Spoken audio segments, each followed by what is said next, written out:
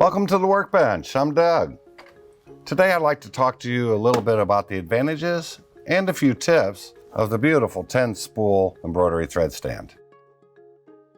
In most cases, without that thread stand, you would use the horizontal spool pin.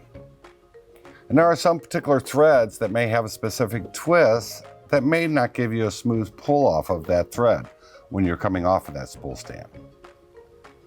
Okay, but your biggest advantage using this is that once you pull up your pattern, your design, you can place all of your threads on the spool stand in the order that they're going to be stitched.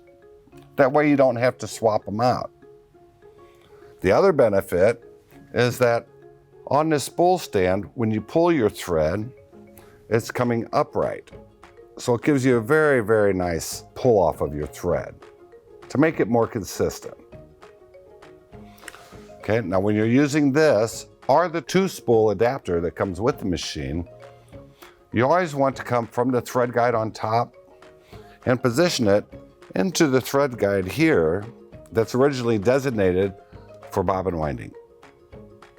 So snap that into position, and what that does here, it keeps your thread going directly from this thread guide into your tension mechanism, eliminating the risk of wind blowing and throwing that out of your tension while sewing.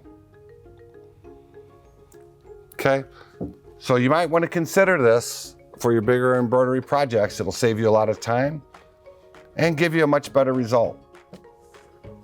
And now that you know, get out and sew.